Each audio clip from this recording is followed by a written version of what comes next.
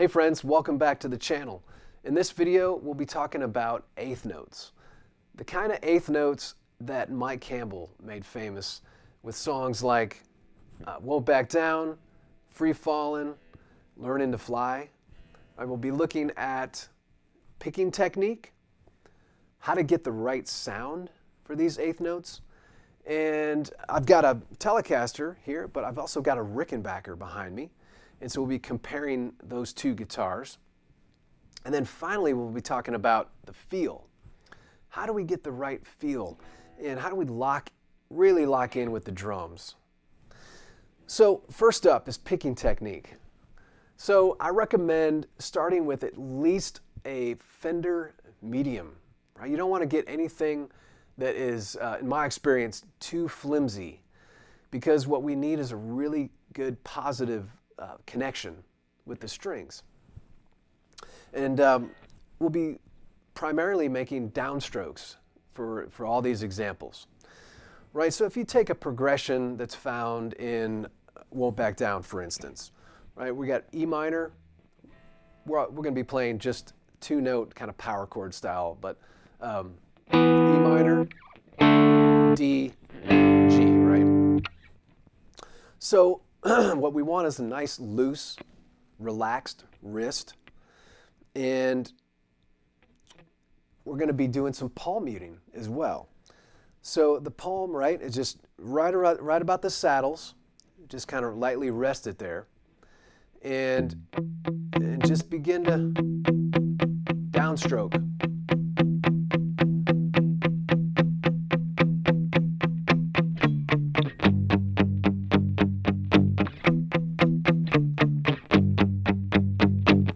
Okay, so another thing to keep in mind is pick angle. I do not apply any pick angle at all when I'm doing these kind of parts. I find that I'll just demonstrate it. So I'm going to do a little pick angle here.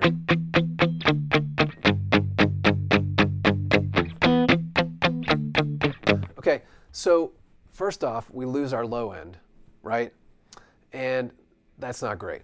So what I'm doing, it just feels awkward, and I'm not able to get really those two notes to speak the way I want them to. So I hold the pick pretty much perpendicular to the strings, which gives me a nice, even, full sound.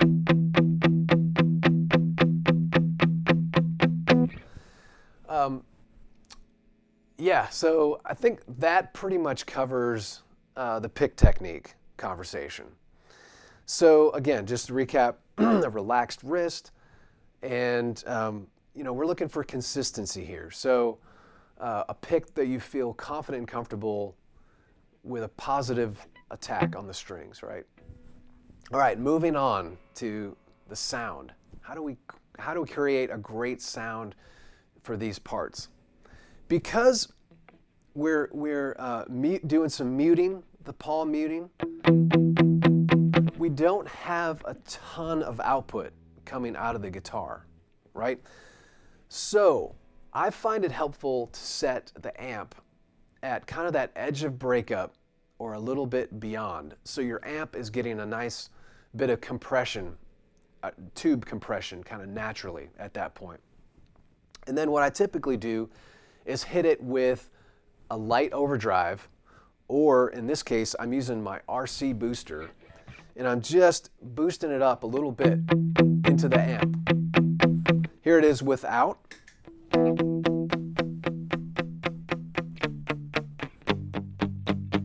Okay. Here it is with.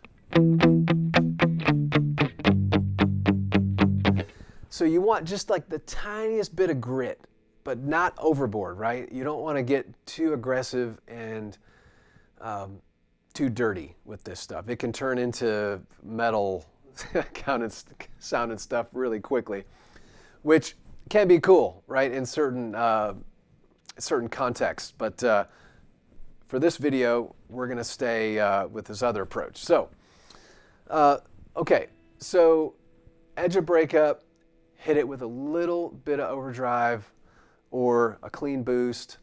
I have the KOT as well. on my board, and that's also nice. I can jump over to that and show you that. Here's the KOT. So here's off. Here's the KOT.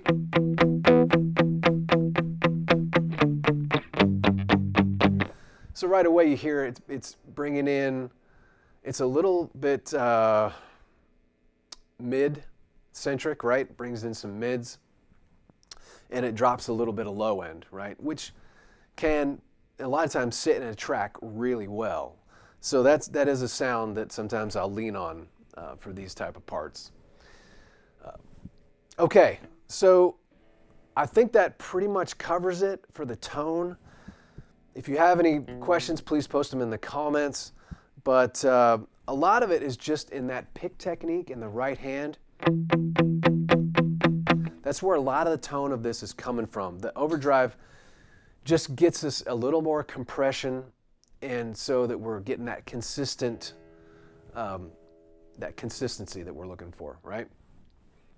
Okay, so before we move on from tone, though, I almost forgot. Let me show you the Rickenbacker.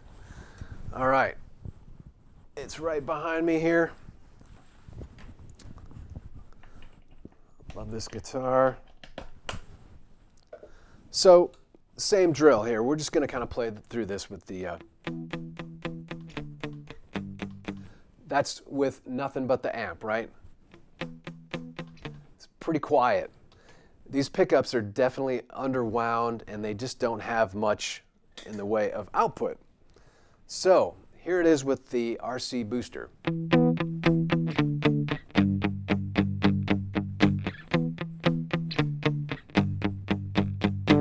Okay? Pretty cool. It's definitely a nice low end, and you still have that crispness in the high end as well. So here it is with the King of Tone. Again, that mid comes out, right?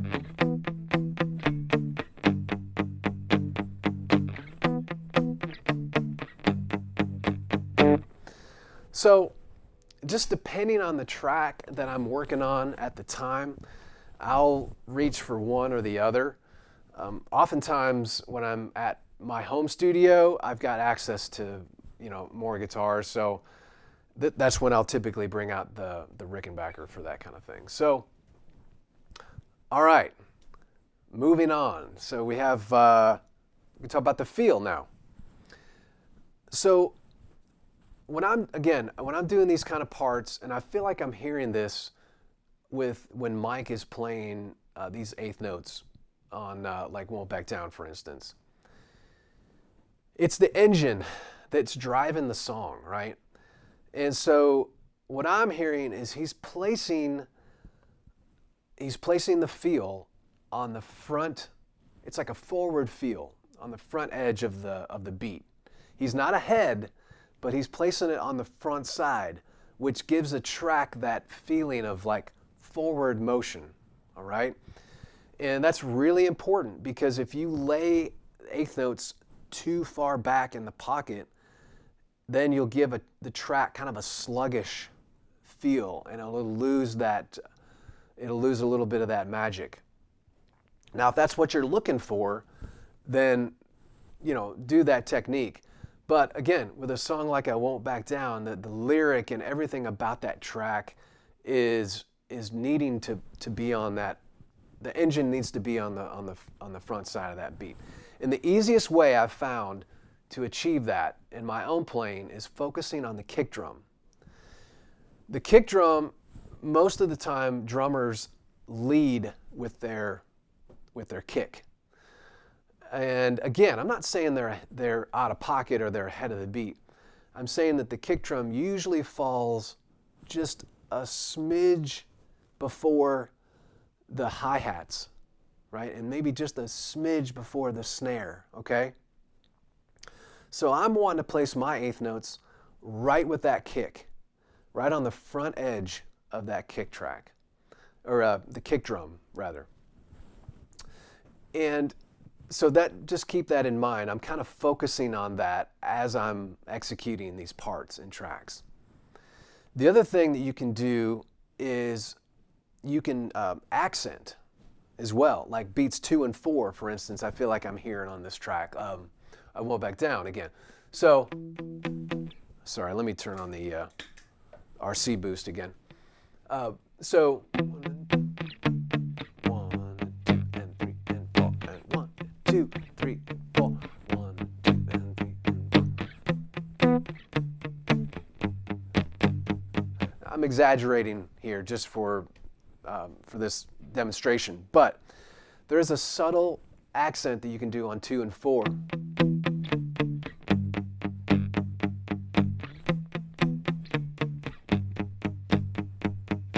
Right, that coincides with the snare drum, which is a great little technique to, again, get just the right feel.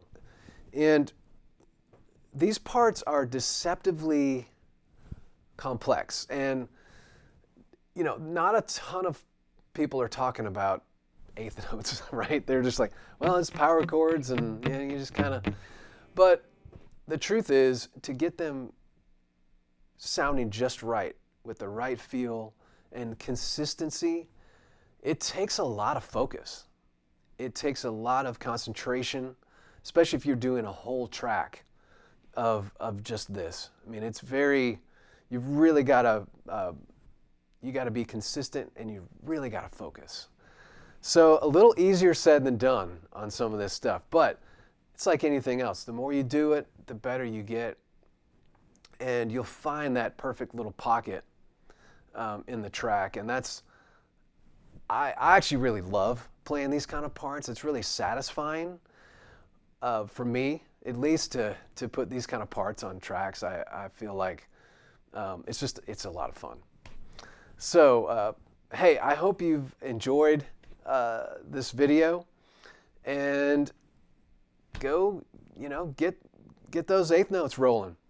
If a song or two come to mind that illustrates this, in addition to some of this Tom Petty stuff, leave them in the comments. I'd love to, I'm sure there's a million more tracks out there that demonstrate this in a really wonderful way. So thanks for hanging out with me, and I'll look forward to seeing you on the next one.